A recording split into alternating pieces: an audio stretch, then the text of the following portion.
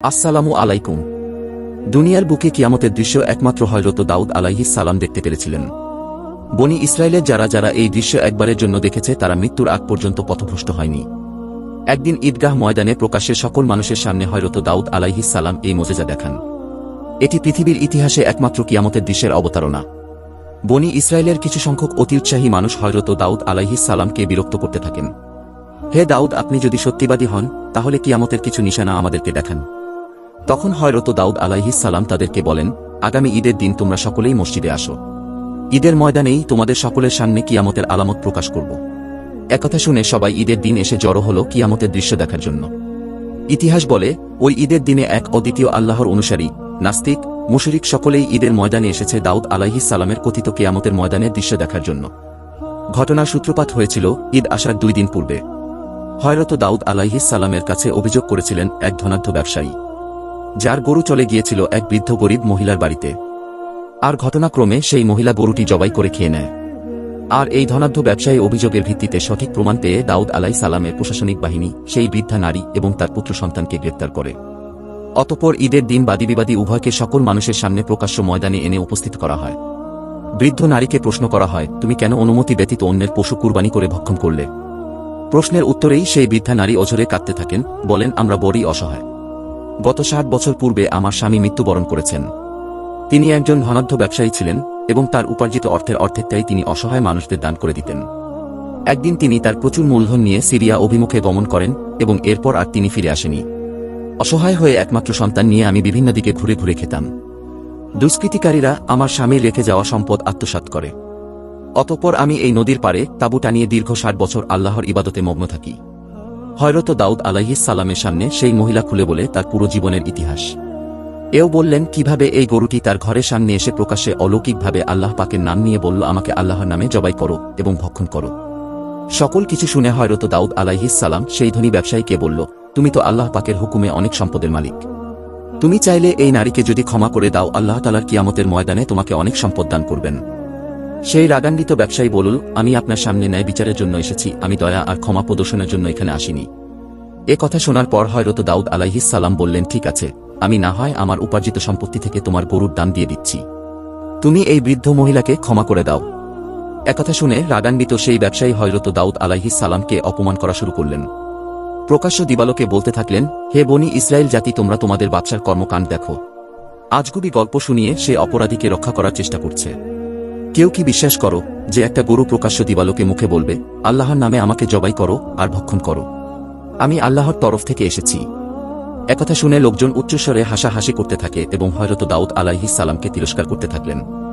সাথে সাথেই আল্লাহ রাব্বুল আলামিনের আরশ কেঁপে উঠল। হযরত জিবরাইল আলাইহিস সালাম নেমে আসলেন এবং দাউদ আলাইহিস সালামকে বললেন, হে আল্লাহর নবী, আল্লাহর তরফ থেকে সিদ্ধান্ত হয়েছে এই বিচারের দিন দুনিয়ার বুকে কিয়ামত প্রতিষ্ঠা করবে। তুমি এই অহংকার ব্যবসায়ীকে জিজ্ঞেস করো এই গরুর আসল মালিক কে।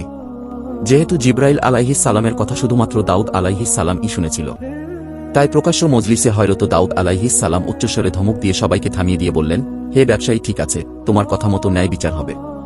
এবার তুমি প্রকাশ্য দিবালোকে সবার সামনে বলতো এই গরুর আসল মালিক কি তুমি নাকি অন্য কেউ? সাথে সাথেই সে ব্যবসায়ী বলল, হে দাউদ, অবশ্যই আমি এই গরুটির মালিক। এটি এমন একটি গরু দীর্ঘ 60 থেকে 70 বছর পর্যন্ত জীবিত রয়েছে এবং এর শরীর তরতাজা। এটি পৃথিবীর বুকে এক অলৌকিক গরু। এই জাতির সকলেই জানেন গত 60 বছরের অধিক সময় ধরে এই গরুটি আমার কাছে রয়েছে। এই কথা শোনা মাত্রই জিবরিল আলাইহিস সালাম বলল, এই ব্যবসায়ী মিথ্যা কথা বলছে। তুমি এই ব্যবসায়ীর হাত এবং পাকে সাক্ষী দিতে বলো, সে যেন বলে দেয় আসল ঘটনা কি। হযরত দাউদ আলাইহিস সালাম জিবরাইল আলাইহিস সালামের তরফ থেকে আদেশ পেয়ে সাথে সাথেই বললেন, হে ব্যবসায়ী, তুমি তোমার মুখ বন্ধ করে দাও। ব্যবসায়ীর হাত পা বলে উঠল, নিঃসন্দেহে এই গরুটির আসল মালিক হচ্ছে সেই বৃদ্ধা এবং তার পুত্র। এই দৃশ্য দেখা মাত্র উপস্থিত সকল বনী ইসরায়েল জাতি স্তব্ধ হয়ে গেল। কিছুক্ষণ আগেও যারা হাসাহাসি করছিল তারা বুঝতে পারছিল না কিভাবে মানুষের হাত ও পা কথা বলতে পারে। নবী দাউদ আলাইহিস সালাম বলেন, খুলে বলো সকল কিছু, কিভাবে কি হয়েছে। তখন অলৌকিকভাবে সেই ব্যবসায়ীর হাত এবং পা ধারাবাহিকভাবে সকল ঘটনা খুলে বলতে থাকল। হাত বলল, হে দাউদ, এই ব্যবসায়ী একজন অকৃতজ্ঞ। সে মূলত ওই বৃদ্ধা নারী স্বামী সহযোগী ছিল। ওই বৃদ্ধ নারীর স্বামী তাকে অনেক অর্থ সম্পদ দিয়ে নিজের সহযোগী হিসেবে কাজে রেখেছিল। ব্যবসার উদ্দেশ্যে যাওয়ার পথেই সুযোগ বুঝেই সেই বৃদ্ধা নারী স্বামীকে 60 বছর পূর্বে হত্যা করে এই অহংকারী ব্যবসায়ী। অতঃপর সে তার সকল সম্পদ হাতিয়ে নেয়। আর লোকজনকে বলতে থাকে, আমার মহাজন কিছুদিন পূর্বে দুরারোগ্য ব্যাধিতে মারা গেছেন। বৃদ্ধা নারীর স্বামীর রেখে যাওয়া সম্পত্তির উপর ভর করে এই খুনি ব্যবসায়ী ধীরে ধীরে সহজেই আভিজাত্যের মাধ্যমে সম্মান অর্জন করে। আল্লাহ পাকের হুকুমে ওই বৃদ্ধা নারী স্বামীর একটা বাছুর ছিল, যে বাছুরটিকে এই ব্যবসায়ী হত্যা না করে নিজের কাছে স্মৃতিচিহ্ন হিসেবে রেখে দেয়। আল্লাহ পাকের মুজেজা স্বরূপ এই গরুটি দীর্ঘ 60 বছর ধরে একই আকারে জীবিত রয়েছে। এটি বৃদ্ধ হয়নি, অসুস্থ হয়নি। আর এই খুনি ব্যবসায়ীও তার এই গরুটিকে খুবই ভালোবাসত আর মায়া মহব্বত করত, কেননা আল্লাহ পাকের একটা চূড়ান্ত উদ্দেশ্য আছে, যাতে সেটি বাস্তবায়ন হয়ে যায়। সুতরাং হে আল্লাহর নবী দাউদ, আমি এই ব্যবসায়ীর হাত হয়ে আপনার নিকট সাক্ষ্য প্রদর্শন করছি, এই দুষ্কৃতিকারী আমাকে ব্যবহার করে তলোয়ারের সাহায্যে সে বৃদ্ধা নারী স্বামীকে হত্যা করেছে। অতঃপর পা সাক্ষী দিল, হে আল্লাহর নবী, আমিও সম্মতি প্রকাশ করছি। সে এই পা ব্যবহার করে হেঁটে হেঁটে অগ্রসর হয়ে সে বৃদ্ধা নারী স্বামীকে হত্যা করেছিল। স্তব্ধ ঈদগাহ ময়দান, কোনো মানুষের কোনো কথা নেই। হযরত দাউদ আলাইহিস সালাম সাথে সাথেই আল্লাহর দরবারে হাত তুলে বললেন, হে প্রভু, নিঃসন্দেহে আপনি মহিয়ান, গরিজান, রহমানির রাহিম। হযরত দাউদ আলাইহিস সালাম চূড়ান্তভাবে রায় ঘোষণা করলেন, এক্ষুনি এই ব্যবসায়ীকে মৃত্যুদণ্ড কার্যকর করা হবে প্রকাশ্যে মজলিসে। অবশেষে তার শিরচ্ছেদ করা হল। আর প্রশাসনিক বাহিনীকে দায়িত্ব দিলেন, দ্রুত এই ব্যবসায়ীর সকল সম্পদ জব্দ করে সেই বৃদ্ধ নারী এবং পুত্রকে দেওয়া হোক।